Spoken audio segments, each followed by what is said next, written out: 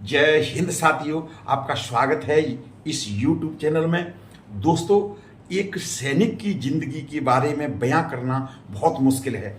जब वो युवावस्था की दहलीज पे कदम रखता है, उसी समय वो सेना में सम्मिलित हो जाता है और उसके बाद वो -50, चाहे वो सियाचिन की असहनीय ठंड हो या फिर +50 राजस्थान का तपता हुआ रेत, हर भौगोलिक परिस्थिति का सामना करते हुए वो अपने देश की रक्षा, अपने मातृभूमि की रक्षा में इतना व्यस्त हो जाता है कि वो अपने परिवार, अपने समाज की तरफ इतना ध्यान नहीं दे पाता है। कुछ सैनिक उसमें से अपने देश की रक्षा करते हुए अपने प्राणों तक न्यौछावर कर देते हैं। कुछ अपंग हो जाते हैं, कुछ डिसेबल हो जाते हैं, लेकिन उनका जज्बा, उनका जोश कभी कम नहीं होता।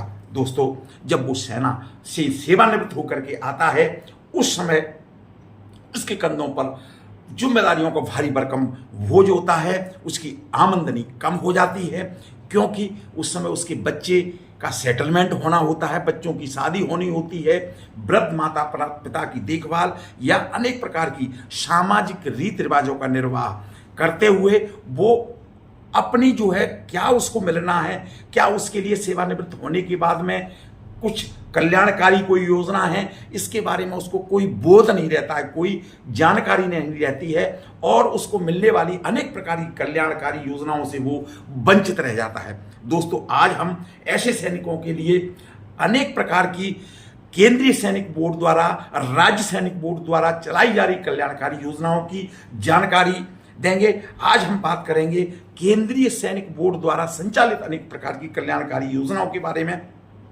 दोस्तों, केंद्रीय सैनिक बोर्ड की योजनाओं को समझने से पहले हमें जानना होगा कि केंद्रीय सैनिक बोर्ड है क्या। ये सबके मन में जिज्ञासा होगी। तो दोस्तों, मैं बता देना चाहता हूं कि सैनिक बोर्ड एक भारत सरकार की सर्वोच्च निकाय है, यानी कि इससे apex body of government of India, जो कि भूतपूर्व सैनिक और उनके आश्रितों के लिए अनेक प्रकार की कल्याणकारी योजनाएं चलाता है और कल्याणकारी योजनाएं तथा उनके पुनर्वास के लिए अनेक प्रकार की नीतियां, अनेक प्रकार के नियम, अनेक प्रकार के रूल्स को तैयार करके वो राज्य स्तर पर राज्य सैनिक बोर्ड, जिला स्तर पर जिला सैनिक बोर्ड द्वारा भूतपूर्व सैनिकों के लिए ये योजनाओं को लागू करवाता है। तो ये एक सर्वोच्च निकाय है गवर्नमेंट ऑफ इंडिया का। तो कौन कौन सी योजना केंद्रीय सरकार द्वारा, केंद्रीय सैनिक बोर्ड द्वारा चलाई जाती हैं, उनकी सबकी जानकारी आगे हम इस वीडियो में देखेंगे। आपसे अनुरोध है कि आप इस वीडियो को अंत तक देखें। केंद्रीय सैनिक बोर्ड की कल्याणकारी योजनाओं के लिए वेबसाइट www.ksb.gov.in को खोलने पर संपूर्ण योजनाओं की जानकारी मिलेगी। आप जैसे ही इसको क्लिक करेंगे, उसके बाद में इस तरीके से डेस्कटॉप के ऊपर इस तरह का इंटरफेस खुल करके सामने आएगा। इसमें अनेक प्रकार की आपको विंडो दिखाई देंगी, जिसमें से आप देखिए about us, ex serviceman definition, RSB और ZSB, PMSSS, AFDF, welfare grant और भी अनेक जो है विंडोज हैं, जिसमें से आपको वेलफेयर वाली विंडो को जो है क्लिक करना है और इसको क्लिक करने के पर अनेक प्रकार की जितनी भी कल्याणकारी योजनाएं केंद्रीय सैनिक बोर्ड द्वारा संचालित की जा रही हैं, ये सब आपके सामने खुल करके सामने आ जाएंगी। तो जिसके लिए आपको अप्लाई करना है उसको आपको क्लिक करना है। उसके बाद में उसके अंदर क्या क्या आपको डॉक्यूमेंट लगाना है, कैसे आवेदन भरना है, ये सारे इंस्ट्रक्शन उसमें आपको मिल जाएंगे। तो ये आपकी जो है इस पूरी योजनाओं की जानकारी आपको इसके अंदर मिल जाएगी। उसके बाद आपको कौन कौन सी योजना है वो मैं आपको बताना चाहता हूं। सबसे पहले नॉन पेंशनर भूतपूर्व सैनिक और उसकी विधवा को पेनरी ग्रांट के रूप में आर्थिक सहायता, हवालदार रैंक व अन्य फोर्स के समतुल्य रैंक तक पात्रता 65 वर्ष यानी कि 65 वर्ष की आयु पूर्ण होने पर होती है। दोस्तों, दो प्रकार के भूतपूर्व सैनिक नॉर्मली होते हैं, एक पेंशनर से एक्स सर्विसमैन, दूसरे नॉन पेंशनर से एक्स सर्विसमैन, यानी कि पेंशन भोगी भूतपूर्व सैनिक और गैर पेंशन भोगी भूतपूर्व सैनिक। तो इसमें से जो गैर पेंशन भोगी भूतपूर्व सैनिक हैं, यानी कि नॉन पेंशनर भूतपूर्व सैनिक हैं, उनको ये पेनरी ग्रांट दिया जाता है। इसकी जो है कंडीशन है कि इसके जो 65 साल कम से कम इसकी एज होनी चाहिए। 65 साल एज पूर्ण होने पर मिलती है ये पेनरी ग्रांट। और इसके साथ साथ आपको किसी भी स्रोत से किसी भी प्रकार की कोई आय नहीं होना चाहिए। उसके बाद में ये पेनरी ग्रांट के लिए आप ऑनलाइन आवेदन करके अप्लाई कर सकते हैं, आवेदन कर सकते हैं। सेकंड वाली जो योजना है वो है भूतपूर्व सैनिक के बच्चे, यानी कि पहले 2 बच्चों को, विधवा व अनाथ बच्चों को शिक्षा ग्रांट के रूप में आर्थिक सहायता हवलदार व अन्य फोर्स के समतुल्य रैंक तक दी जाती है। दोस्तों, इसमें जब आप सेना के अंदर सेवा कर रहे होते हैं तब CEA मिलता है, यानी कि जिसको बोलते हैं चिल्ड्रन एजुकेशन अलाउंस, जो कि आपका इंटाइटलमेंट है। लेकिन जो केंद्रीय सैनिक बोर्ड द्वारा जो संचालित ये योजना है, इसके अंतर इसको आप जो है शिक्षा ग्रांट बोल सकते हैं, शिक्षा अनुदान बोल सकते हैं, स्कॉलरशिप बोल सकते हैं। ये जो है प्रिविलेज है। प्रिविलेज और आपके इंटाइटलमेंट में फ़र्क होता है। तो ये बच्चे के परसेंटेज बेसिस के ऊपर में दिया जाता है, लेकिन विधवा को जो है विधवा के बच्चों को इसमें परसेंटेज नहीं देखा जाता है। जो नेक्स्ट जो 3 नंबर की योजना है वो है भूतपूर्व सैनिक के 100% अपंग बच्चे को आर्थिक सहायता JCO व अन्य फोर्स के समतुल्य रैंक तक दी जाती है। यानी कि जो बच्चा 100% अपंग है भूतपूर्व सैनिक का, उसको जो है आर्थिक सहायता मिलेगी। लेकिन इसके लिए आपको मेडिकल बोर्ड, डिस्ट्रिक्ट का जो मेडिकल बोर्ड होता है, जो डिस्ट्रिक्ट हॉस्पिटल में उसका जो है मेडिकल सर्टिफिकेट इसके लिए चाहिए होता है 100% अपंग बच्चे का। नेक्स्ट है 4 नंबर की जो योजना है वो है भूतपूर्व सैनिक की बच्ची की शादी, यानी कि 2 बच्चियों के लिए, या भूतपूर्व सैनिक की विधवा की दूसरी शादी के लिए आर्थिक सहायता हवलदार व अन्य फोर्स के समतुल्य रैंक तक दी जाती है। नेक्स्ट जो 5 नंबर की योजना है वो है नॉन पेंशनर भूतपूर्व सैनिक व नॉन पेंशनर भूतपूर्व सैनिक की विधवा को चिकित्सा उपचार, यानी कि मेडिकल ट्रीटमेंट के लिए आर्थिक सहायता हवलदार व अन्य फोर्स के समतुल्य रैंक तक दी जाती है। नेक्स्ट जो 6 नंबर की जो योजना है वो है भूतपूर्व सैनिक के अनाथ पुत्र को 21 वर्ष तक, अनाथ पुत्री को शादी होने तक आर्थिक सहायता सभी रैंकों तक दी जाती है।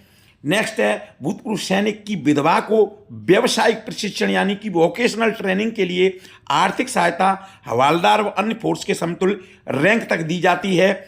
नेक्स्ट यानी कि जो 8 नंबर की योजना है वो है नॉन पेंशनर भूतपूर्व सैनिक व उसकी विधवा को गंभीर बीमारी, यानी कि सीरियस डिजीज के उपचार के ट्रीटमेंट के लिए आपको आर्थिक सहायता सभी रैंकों तक दी जाती है। 9 नंबर की जो योजना है वो है भूतपूर्व सैनिक जो सेवा काल के बाद 50% तक का अपंग हुआ है, उसको गतिशीलता उपकरण, यानी कि जो मूवेबिलिटी इक्विपमेंट है, उसकी खरीद के लिए आर्थिक सहायता सभी रैंकों तक दी जाती है। नेक्स्ट जो 10 नंबर की जो आर्थिक सहायता है वो है वार विडो, यानी कि वीर नारी, या फिर युद्ध से ग्रसित, यानी कि जो वार विरीव्ड हैं, या फिर युद्ध में अपंग, यानी कि वॉर डिसेबल हैं, या फिर जो शांति काल में हताहत हुआ सैनिक, यानी कि जो पीस कैजुअलिटीज है, को गृह ऋण, यानी कि होम लोन की ब्याज की 50% अदायगी के लिए आर्थिक सहायता सभी रैंकों को दी जाती है।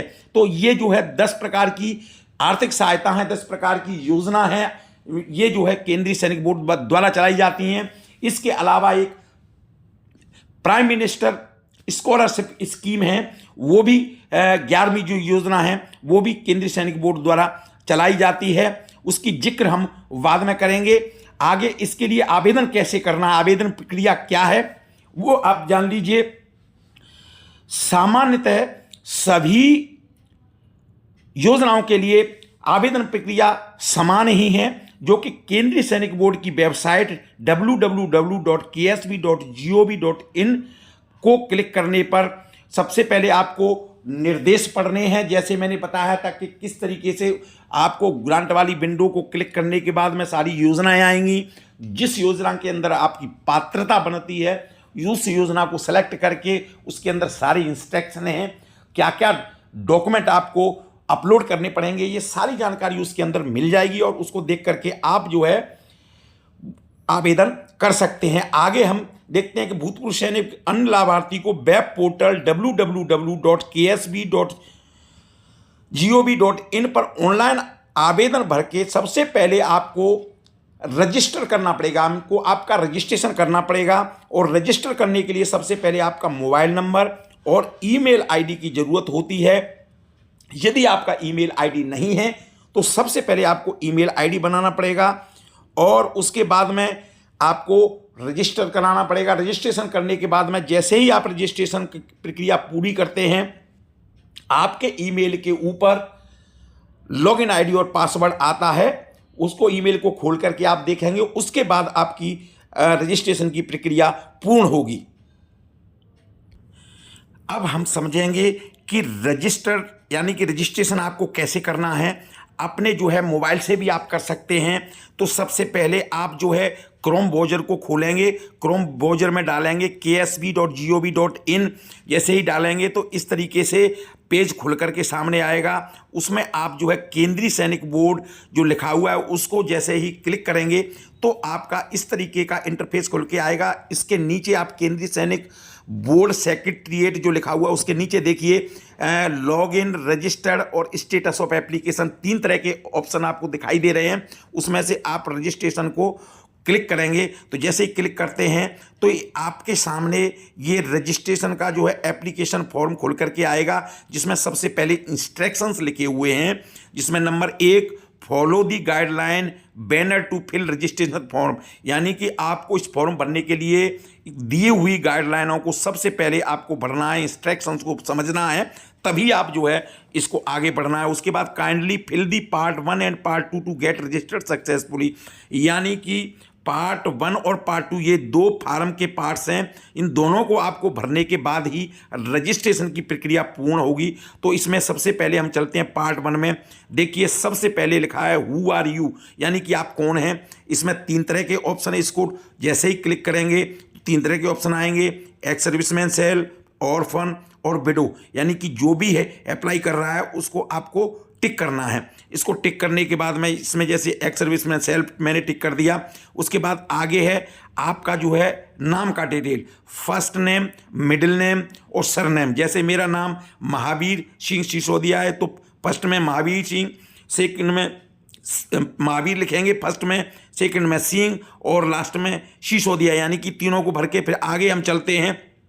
तो इसमें है सर्विस नंबर ऑफ ईएसएम, यानी कि एक्स सर्विसमैन का आर्मी नंबर क्या है वो आपको भरना है। उसके बाद में आगे चलते हैं तो do you have an existing ESM I card, यानी कि आपके पास में एक्स सर्विसमैन का आइडेंटिटी कार्ड है, यानी कि पहचान पत्र है तो इसको यस कर देंगे। उसके बाद में इसके अंदर एक विंडो और खोल करके आ जाती है, ex serviceman ID card number, उसको जो है इंटर करना है। आई कार्ड नंबर क्या है उसको इसमें डालना है। डालने के बाद आगे चलते हैं, फिर आता है टाइप ऑफ एक्स सर्विसमैन, यानी कि type of service of ex serviceman की कौन सी किसके अंदर आपने सेवा की थी वो आप जैसे ही ड्रॉप डाउन मेनू से सेलेक्ट करेंगे तो 4 तरह के ऑप्शन आपके सामने आर्मी, नेवी, एयरफोर्स और कोस्ट गार्ड खुल करके आ रहा है। तो जैसे आपने आर्मी की थी तो आप इसको सेट कर देंगे।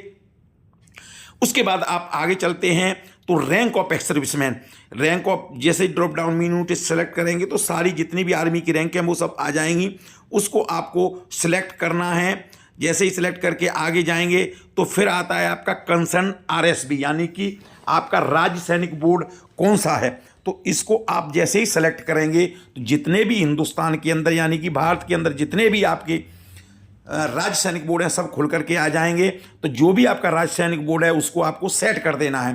तो जैसे ही इसको राज्य सैनिक बोर्ड को सेट करेंगे आगे की विंडो में आपका आएगा जेडएसबी विथ विच रजिस्टर्ड, यानी कि जिस जिला सैनिक बोर्ड के साथ आप रजिस्टर्ड हैं वो कौन सी हैं। तो इसको आप ड्रॉप डाउन मेनू से सेलेक्ट करेंगे तो उस स्टेट के अंदर उठ आरएसबी के अंदर कौन कौन सी आपकी जिला सैनिक बोर्ड हैं वो सब सामने आपके आ जाएगी। तो आप जो हैं उसको आपने सेट कर देना है। उसके बाद आता है आपका डेट ऑफ बर्थ, आपकी डेट ऑफ बर्थ कौन सी है इसमें इससे आपको सेलेक्ट करना है। जो भी आपकी डेट ऑफ बर्थ होगी उसको आपने ड्रॉ डाउन लिस्ट से सेलेक्ट करना है। सबसे पहले आपको ईयर सेलेक्ट करना है, उसके बाद में आपको मंथ सेलेक्ट करना है, उसके बाद में उस मंथ की कौन सी तारीख है वो सेलेक्ट करना है। वो इसको सेट करने के बाद आप आगे जाएंगे तो फिर है आगे डेट ऑफ एनरोलमेंट, यानी कि आपकी भर्ती की तारीख क्या है, तो इसको भी इसी से सेलेक्ट करना है। जो भी आपकी भर्ती की तारीख होगी वो आपको इसमें सबसे पहले ड्रॉप डाउन लिस्ट से जो ईयर वाला है इसको सेलेक्ट करना है। उसको सेलेक्ट करने के बाद में आपको महीना सेलेक्ट करना है, किस महीने में आप भर्ती हुए थे, उसके बाद में कौन सी तारीख को भर्ती हुए थे, वो आपको सेट करने के बाद में फिर आप आगे चलेंगे तो आगे है डेट ऑफ डिस्चार्ज। आपकी डिस्चार्ज की तारीख क्या है, तो इसको भी आप ड्रॉप डाउन लिस्ट से सेलेक्ट करेंगे। सबसे पहले ईयर सेलेक्ट करेंगे, जो भी आपकी रिटायरमेंट की ईयर है वो आप सबसे पहले सेलेक्ट करना है। जैसे 2016 है, कौन सा महीना है उसको सेलेक्ट करना है आपने। फिर कौन सी तारीख को आप रिटायरमेंट हुए थे वो आपको सेलेक्ट करना है। ये सेलेक्ट करने के बाद आगे जाएंगे तो फिर date of death of ex serviceman if applicable, यानी कि ये अगर ऑर्फन बच्चा या फिर विडो अप्लाई कर रही है तो इसमें एक्स सर्विसमैन की डेथ की यानी कि उसकी मृत्यु की डेट डालनी है, अन्यथा इसको खाली छोड़ देना है। उसके बाद आता है father's name oblique husband name, जो भी है इसमें भरना है। उसके बाद आगे है ईमेल आईडी, यानी कि आपकी ईमेल आईडी क्या है। मैंने पहले ही बताया था कि ईमेल आईडी बहुत ज़रूरी है। अगर आपके पास ईमेल आईडी नहीं है तो सबसे पहले आपको ईमेल आईडी बनानी पड़ेगी, और उसके बाद ईमेल आईडी भरने के बाद आगे चलेंगे तो मोबाइल नंबर, जो आपका मोबाइल नंबर है वो आपको डालना है। आगे हम आते हैं पार्ट 2 में। तो पार्ट 2 में सबसे पहले आपका एड्रेस है। इस एड्रेस के अंदर आपका house number, street number and name, town, village, city, state, district, country, ये सब आपने भरना है। तो यहाँ पे इसमें स्टेट को जैसे हम इसमें ड्रॉप डाउन लिस्ट से सेलेक्ट करना है, तो जो भी आपका स्टेट है वो आपको ड्रॉप डाउन लिस्ट से सेलेक्ट कर लेंगे। उसके बाद आपका उस स्टेट के अंदर कौन सा आपका डिस्ट्रिक्ट है वो आपको ड्रॉप डाउन लिस्ट से सेलेक्ट करना है। जो भी आपका डिस्ट्रिक्ट है वो आपको ड्रॉप डाउन लिस्ट से सेलेक्ट कर लेना है। फिर आगे आते हैं तो फिर आपका जो है कंट्री ऑटोमेटिक इंडिया आ जाता है। उसके बाद पिन कोड, यानी कि आपका पिन कोड क्या है वो आपको इसमें भर देना है। भरने के बाद फिर आता है बैंक का डिटेल। तो बैंक के डिटेल में सबसे पहले है name of bank account holder, वो आपको नाम डालना है। उसके बाद में ड्रॉप डाउन लिस्ट से आपको बैंक सेलेक्ट करना है, जो भी बैंक है वो आपको सेलेक्ट कर लेना है। उसके बाद में ब्रांच नेम लिखना है, यानी कि ये बैंक है कहाँ पे, उस जगह का नाम लिखना है आपने। उसके बाद अकाउंट नंबर वो आपको डालना है। IFSC कोड जो होता है वो आपको डालना है।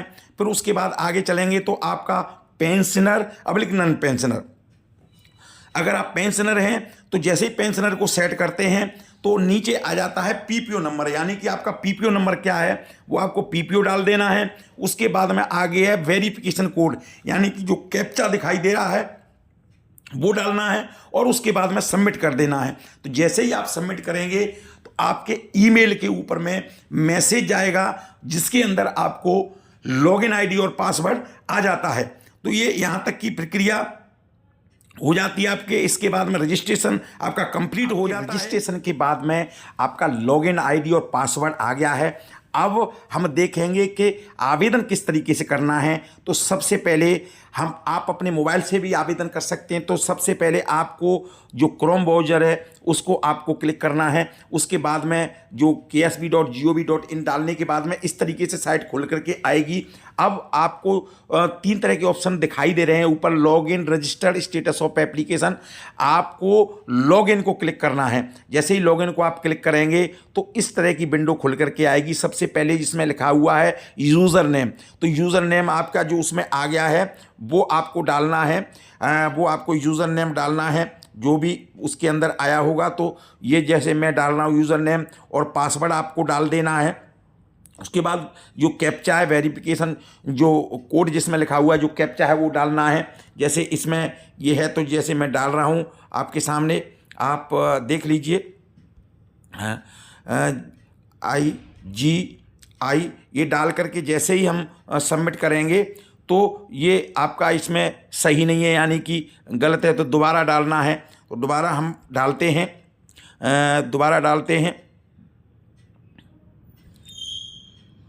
TL33Y डाल के हम सबमिट करते हैं।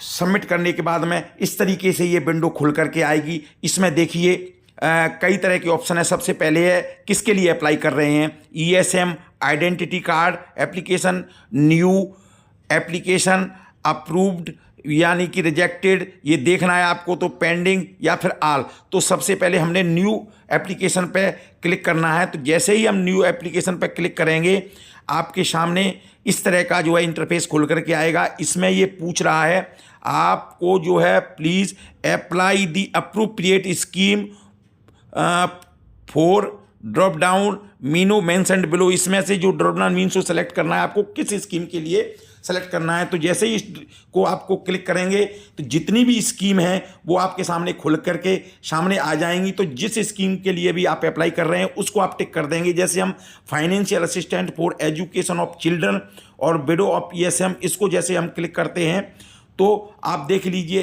एप्लीकेशन आपके सामने खुल करके सामने आ गई है। इस एप्लीकेशन के अंदर देख लीजिए सबसे पहले ये एप्लीकेशन 3 पार्ट में है। तो सबसे पहले हम जो है फर्स्ट पार्ट को भरेंगे। तो फर्स्ट पार्ट में जो आपने रजिस्ट्रेशन किया, रजिस्ट्रेशन के अंदर जितनी भी डिटेल भर दी हैं वो डिटेल इसमें ऑटोमेटिक भर के आ जाएंगी। बाकी इसके अलावा जो डिटेल इसमें भरनी है वो आपको भरनी है। तो सबसे पहले देख लीजिए आपका नाम इसमें आ गया है, नाम भरने की ज़रूरत नहीं है। सर्विस नंबर यानी कि आर्मी नंबर भरने की ज़रूरत नहीं है। इसमें नया जो विंडो है वो है आधार कार्ड। तो आपको अपना आधार कार्ड इसके अंदर डालना है। उसके बाद में रैंक है वो ड्रॉप डाउन लिस्ट से सेलेक्ट करनी है। जो भी रैंक है आपको इस ड्रॉप डाउन लिस्ट से सेलेक्ट आप कर लेंगे। करने के बाद में आप जो है आगे बढ़ते हैं तो आपका जो है आता है ये date of enrolment, date of discharge, date of birth, ये सारी पहले से ही जो आपने क्योंकि रजिस्ट्रेशन के अंदर भर लिए हैं तो भरने की ज़रूरत नहीं है। उसके बाद में आपका रीज़न फॉर डिस्चार्ज, ये नया विंडो है। तो ये आपको आपकी जो डिस्चार्ज बुक है उसमें मिलेगा कि आपका रीजन ऑफ डिस्चार्ज क्या है, वो आपको इसमें भरना है। उसके बाद में character at the time of discharge, discharge के समय पर आपका करेक्टर क्या था ये आपको ड्रॉप डाउन लिस्ट से सेलेक्ट करना है और आपकी डिस्चार्ज बुक में देख लेना है। एग्जाम्पलरी है, वेरी गुड है, फेयर है, बैड है या नॉट रिकॉर्डेड है, क्या है वो आपको इसको सेलेक्ट कर लेना है। उसके बाद ये सेलेक्ट करके आप आगे जाएंगे तो उसमें आता है आपकी pension basic per month for pensioners, यानी कि आपकी जो बेसिक पेंशन क्या है वो आपको आपके PPO से मिल जाएगी। नहीं तो इस पर से आप जो है अपनी जो पेंशन की स्लिप है वो डाउनलोड करके उससे आप ले सकते हैं। उसके आगे है इफ़ री एम्प्लॉयड इनकम देयर फ्रॉम री एम्प्लॉयड, अगर आप री एम्प्लॉयड हैं तो उससे कोई इनकम है तो वो भरनी है आपके बाद में। उसके बाद में monthly income for non pensioner from other sources, अगर नन पेंशनर अप्लाई कर रहे हैं तो उनकी मंथली कोई पेंशन है, किसी सोर्स से पेंशन मिलती है क्या, वो आपको भरनी है। ये डिटेल भरने के बाद आपको आगे जाना है। तो इसमें सेलेक्ट योर राज्य सैनिक बोर्ड, इसको आपको सेलेक्ट जो आपने पहले वो रजिस्टर किया था उसके अंदर भर दिया था तो ऑटोमेटिक ही आ गया है। आपका राज्य सैनिक बोर्ड और आपका जिला सैनिक बोर्ड दोनों पहले आ गए। एड्रेस आपका आ गया है। उसके बाद इसमें है टेलीफोन नंबर अलग से जो है आया है वो आप भर सकते हो अगर कोई अलग है तो। बाकी आगे चलते हैं पार्ट 2 में। तो पार्ट 2 में बैंक का डिटेल भी में कुछ भरा हुआ है। तो इसमें देखो सबसे पहले ऊपर है is your bank account number linked with Aadhaar card, यानी कि आपका बैंक अकाउंट है वो आधार कार्ड से लिंक है तो इसको आपको सेट कर देना है, क्लिक कर देना है। उसके बाद में account number, IFSC code.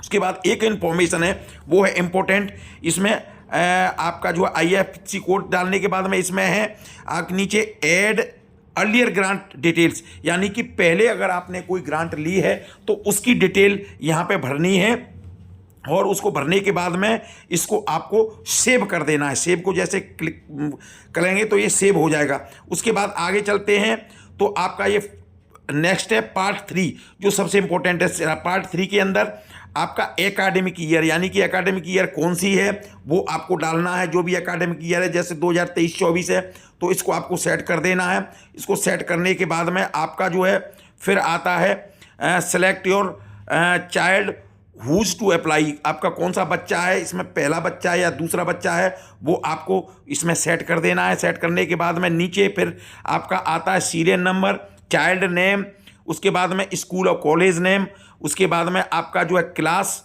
Past, कौन सा क्लास पास किया है आपने, वो आपको इसमें डालना है। उसके डालने के बाद आपका जो है मार्कशीट ऑब्टेंड, उसके बाद में उसमें कितना ग्रेड है वो भरना है, बर्थडे भरना है। ये सारी डिटेल भरने के बाद में आगे हम चलते हैं तो इसमें है अपलोड स्कैन्ड डॉक्यूमेंट, यानी कि कौन कौन से डॉक्यूमेंट हैं जो स्कैन करके आपको अपलोड करना है। तो सबसे पहले service document, discharge book, ESM, यानी कि जो आपकी एक्स सर्विसमैन की जो डिस्चार्ज बुक है, इसके सारे पेज आपको इसके अंदर डालने पड़ेंगे। तो वो पेज जो है पूरे एक से लेकर के और जितने भी पेज हैं उस सबको स्कैन करके डालना है। अगर उसके अंदर कोई कटिंग है, कोई ओवरराइटिंग है, तो वो जिला सैनिक कल्याण अधिकारी से स्टैंप लगा करके उसको प्रमाणित करना होगा। तो वो सारे आपके जो है यहाँ पे आपको डाल देना है। और उसके बाद में आगे है आपका आइडेंटिटी कार्ड नंबर, जो एक्स सर्विसमैन का आइडेंटिटी कार्ड है उसको आपको अपलोड करना है, यहाँ पे ऑप्शन बना है। उसके बाद में मार्कशीट स्कूल की या फिर प्रोग्रेस कार्ड बच्चे का है, उसको आपको यहाँ पे अपलोड करना है, उसको यहाँ पे अपलोड कर देना है। उसके बाद में आगे हम चलते हैं तो ये आपका जो है detail of bank account and IFSC code, इसमें क्या क्या है चीज़ है। आपका जो बैंक अकाउंट का या तो बैंक की जो पासबुक आपको इशू की है उसका पहला पेज उसको स्कैन करके डालना है, या फिर आपका चेक बुक जिसके ऊपर में आईएफएससी कोड हो, आपका नाम हो, उसको आपको यहाँ पे जो है अपलोड करना है। उसके बाद है आपका आधार कार्ड कॉपी, उसको आपको अपलोड करना है। आगे है order mentioned names of the childrens whose grant or short for them should be proper entry in discharge book, यानी कि बच्चे का जो डिटेल है वो आपकी डिस्चार्ज बुक में होना चाहिए, उस पेज को अलग से यहाँ पे अपलोड करना है। फिर आगे है a certificate from applicant saying that he or she has not taken any money able grant from the state or present employer in the form of education allowance or scholarship, यानी कि एक आपको self certificate एक देना है जिसके अंदर ये लिखना है कि मैंने किसी भी संस्था से, स्टेट से या फिर किसी अन्य संस्था से किसी भी प्रकार की स्कॉलरशिप के रूप में, यानी कि शिक्षा ग्रांट के रूप में कहीं से किसी तरह की कोई हमने जो है इसका आर्थिक सहायता नहीं ली है, ऐसा सर्टिफिकेट करके आपको यहाँ पे अपलोड करना है। उसके बाद नीचे उसके बाद नीचे पीपीओ नंबर, उसको आपको अपलोड करना है। ये सारे डॉक्यूमेंट अपलोड करने के बाद में नीचे एक सर्टिफिकेट है, उस सर्टिफिकेट को आपको टिक करना है पढ़ने के बाद में। उसके बाद नीचे 4 तरह के ऑप्शन हैं। सबसे पहले है प्रिंट, उसके बाद में है सेव, और तीसरा है सेव एंड फॉरवर्ड, और चौथा है आपका कैंसिल, यानी कि ये 4 तरह के ऑप्शन है। तो उसमें से आपको सबसे पहले प्रिंट ले लेना है। प्रिंट ले करके आपको सर्टिफाई होना जाना है, आपकी ये आपको श्योर हो जाना है कि इस एप्लीकेशन में किसी तरह की कोई त्रुटि नहीं है, किसी तरह की कोई गलती नहीं है, सही है। उसके बाद में इसमें आपको 4 ऑप्शंस दिखाई दे रहे हैं नीचे राइट साइड में। सबसे पहले प्रिंट, दूसरा सेव, तीसरा सेव एंड फॉरवर्ड और कैंसिल। तो इसमें से आपको सेव एंड फॉरवर्ड को क्लिक करना है, आपका आवेदन सक्सेसफुली आगे चला जाएगा। जैसे ही आपका आवेदन आगे चला जाता है तो किस एजेंसी के पास जाएगा और उस एजेंसी का क्या काम है, ये हम एप्लीकेशन अथराइजेशन फ्लो यानी कि आवेदन प्राधिकरण प्रवाह में देखेंगे। तो जैसे ही ये आवेदन को आगे भेजता है, सबसे पहले वो जिला सैनिक बोर्ड के यूज़र के पास में जाता है। जिला सैनिक बोर्ड का यूज़र उसका सत्यापन करेगा और सही पाए जाने पर उसकी अनुशंसा करके आगे भेज देगा। यदि उसमें कोई गलतियां हैं, कुछ त्रुटियां हैं, कुछ कमियां हैं, तो एसएमएस द्वारा आवेदक को बताया जाएगा, या फिर मेल भेज करके बताया जाएगा, या फिर आपको फ़ोन करके बताया जाएगा कि आपके आवेदन में ये कमियां हैं, और आवेदक उनको सुधार करके 30 दिन के अंदर सबमिट करेगा, दोबारा रीसबमिट करेगा, दोबारा भेजेगा। अगर वो 30 दिन के अंदर नहीं भेजता है तो उसका आवेदन परमानेंटली कैंसिल हो जाता है। यदि वो 30 दिन के अंदर भेज देता है तो दोबारा वो जिला सैनिक बोर्ड के यूज़र के पास में जाएगा। जिला सैनिक बोर्ड का यूज़र फिर सत्यापन करेगा और सही पाए जाने पर उसकी अनुशंसा यानी कि उसको रिकमेंड करके आगे भेज देगा। उसके बाद ये जिला सैनिक बोर्ड के एडमिन के पास में जाएगा। जिला सैनिक बोर्ड का एडमिन लॉगिन करेगा, उसका सत्यापन करेगा, सही पाए जाने पर उसको अनुशंसा करके यानी कि रिकमेंड करके आगे भेज देगा। इसके लिए जिला सैनिक बोर्ड के पास में 7 कार्य दिवस यानी कि 7 वर्किंग डेज का समय होता है। और इसके बाद आगे राज्य सैनिक बोर्ड के वो यूज़र के पास में जाता है। राज्य सैनिक बोर्ड का यूज़र उसको लॉगिन करेगा, सत्यापन करेगा और सही पाए जाने पर उसकी अनुशंसा करके यानी कि रिकमेंड करके उसको आगे भेज देगा। फिर वो राज्य सैनिक बोर्ड के एडमिन के पास में जाएगा। राज्य सैनिक बोर्ड का एडमिन लॉगिन करेगा, सत्यापन करेगा, आवेदन यदि सही है तो उसको आगे अनुशंसा करके यानी कि रिकमेंड करके भेज देगा। इसके लिए राज्य सैनिक बोर्ड के पास 14 कार्य दिवस यानी कि 14 वर्किंग डेज का समय होता है। और उसके बाद में ये आगे केंद्रीय सैनिक बोर्ड के यूज़र के पास में जाएगा।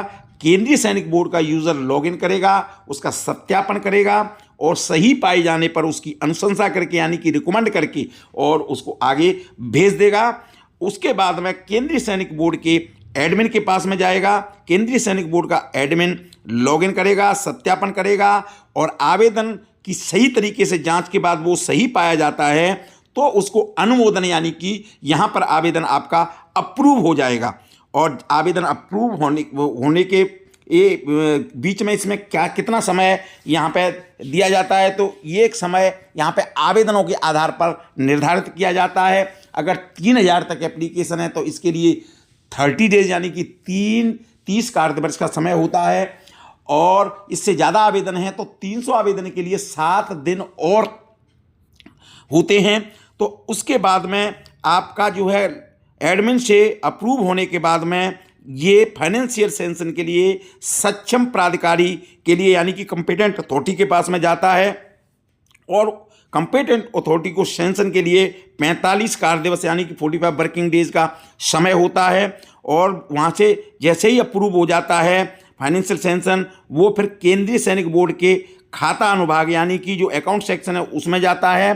केंद्रीय सैनिक बोर्ड का खाता अनुभाग 15 दिन के अंदर आवेदक के खाते में NEFT के माध्यम से पैसा ट्रांसफर कर देता है और इसकी सूचना वो केंद्रीय सैनिक बोर्ड के वेलफेयर सेक्शन को दे देता है। और केंद्रीय सैनिक बोर्ड का welfare section joint director account के आदेश पर 7 दिवस के अंदर इसको वेबसाइट पर अपडेट कर देता है।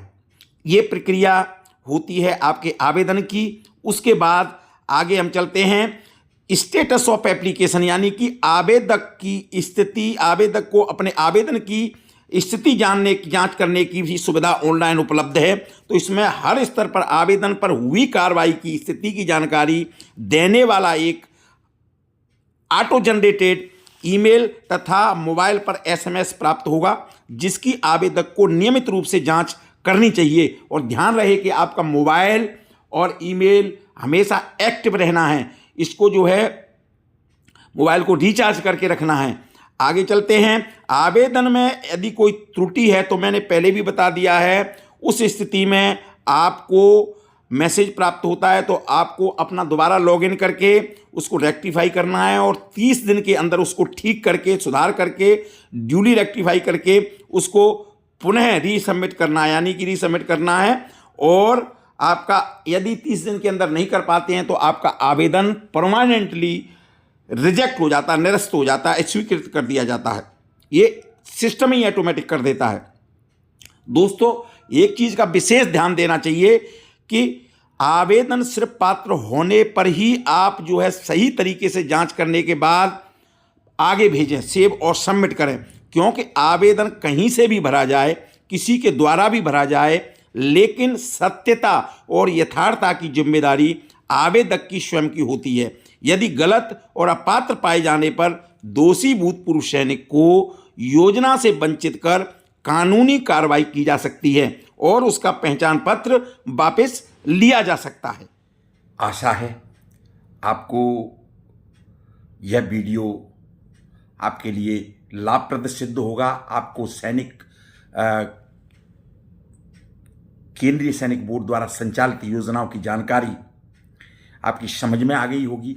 इसके लिए आवेदन कैसे करना है, उससे पहले रजिस्ट्रेशन कैसे करना है, ये सारी जानकारी डेमोन्स्ट्रेशन के द्वारा आपको बताई गई है। ये वीडियो देखने के बाद ये आसानी से आप कर पाएंगे। फिर भी किसी भी प्रकार की जानकारी के लिए, किसी भी प्रकार के सुझाव के लिए आप कमेंट्स बॉक्स में कमेंट करके कर सकते हैं, या फिर डिस्क्रिप्शन में दिए गए फेसबुक, इंस्टाग्राम और टेलीग्राम के लिंक द्वारा आप अपने जानकारी पूछ सकते हैं, अपने सुझाव दे सकते हैं। अगर आपको वीडियो पसंद आया हो तो अगर चैनल पर पहली बार आए हैं तो चैनल को सब्सक्राइब करें, वीडियो को लाइक करें और बेल आइकॉन बटन दबाना न भूलें, जिससे कि आपको मेरे अगले आने वाली वीडियो की जानकारी मिल सके। जय हिंद, वंदे मातरम।